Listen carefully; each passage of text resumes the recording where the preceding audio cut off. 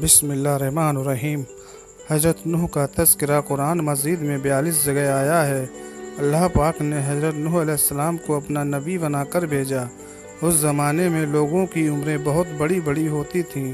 حضرت نوح علیہ السلام 950 سال تک اپنی قوم میں وعظ کرتے رہے کہ اے لوگوں، صرف ایک اللہ کی عبادت کرو اور میرا کہا مانو، وہ تمہارے گناہ بخش دے گا۔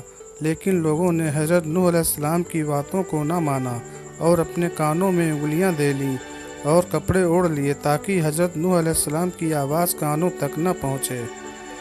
حضرت نوح علیہ السلام نے ہمت نہ ہاری، وہ برابر سمجھاتے رہے اور کہتے رہے، اے لوگوں، اللہ سے معافی مانگو، وہ بڑا معاف کرنے والا ہے۔ وہ تم پر آسمان سے بارش برسائے گا تاکہ تم خوب اناج پیدا کر سکو، اور اس کے ذریعے سے بڑے بڑے باغ پیدا کر دے گا، ان میں نہریں پیدا کر دے گا، تمہیں مال و دولت دے گا اور بیٹے دے گا۔ تمہیں کیا ہو گیا ہے کہ تم خدا کو نہیں مانتے؟ حالانکہ اس نے آسمان بنائے، چاند اور سورج بنائے، اس نے تم کو مٹی میں پیدا کیا اور پھر اسی مٹی میں ایک دن تم مل جاؤ گے، اور پھر قیامت کے دن اسی مٹی سے تم کو دوبارہ زندہ کرے گا۔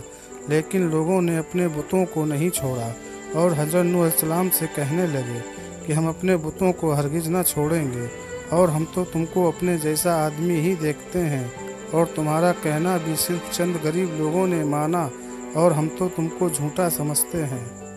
حضرت نوح علیہ السلام نے کہا کہ اے میری قوم، میں تم کو جو نصیحت کرتا ہوں اس کے بدلے میں تم سے کوئی مال و دولت نہیں چاہتا، اور جو غریب آدمی مسلمان ہوئے ہیں اور اللہ پر ایمان لائے ہیں، ان کو میں اپنے پاس سے تمہارے کہنے سے نکالوں گا نہیں۔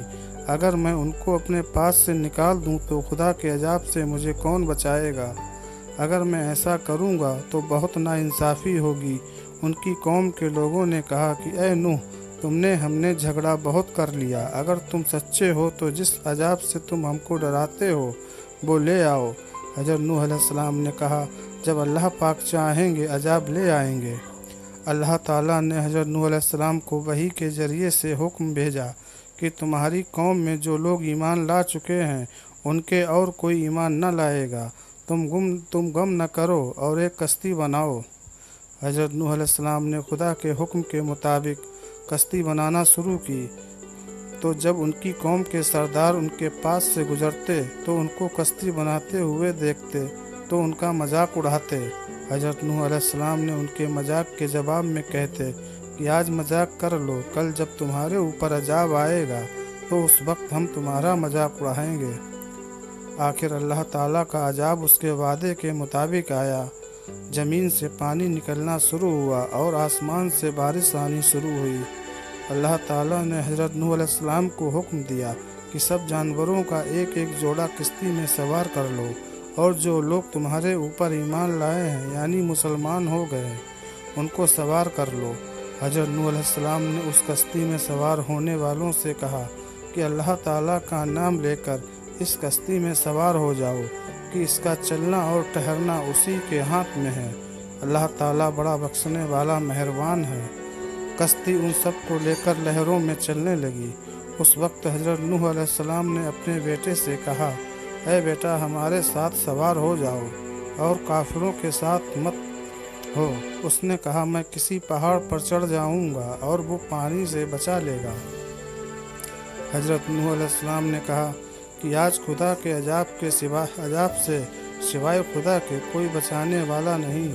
اتنے میں دونوں کے درمیان ایک پانی کی لہر اٹھی اور وہ ڈوب گیا۔ پھر خدا تعالیٰ نے زمین کو حکم دیا کہ اپنا پانی نگل جا، اور آسمان کو بھی حکم دیا کہ پانی برسانا بند کر دے، یہاں تک کہ پانی خشک ہو گیا اور تمام کافر دنیا میں ختم کر دیے گئے۔ حضرت نوح علیہ السلام کی کشتی کوہ جودی پر ٹھہری۔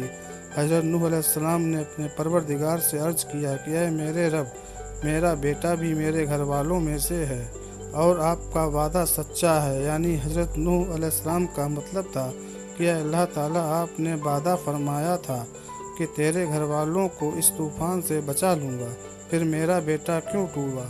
تو خداوند تعالیٰ نے فرمایا کہ اے نوح، تیرا بیٹا تیرے گھر والوں میں سے نہیں تھا، کیونکہ اس کے عمل اچھے نہیں تھے، मैं तुझको नसीहत करता हूँ कि ऐसी बात न कर जो तेरे इल्म में नहीं, इसलिए कि कनान अल्लाह के इल्म अजली में काफिर था और ये बात नूह अलैहिस्सलाम के इल्म में न थी।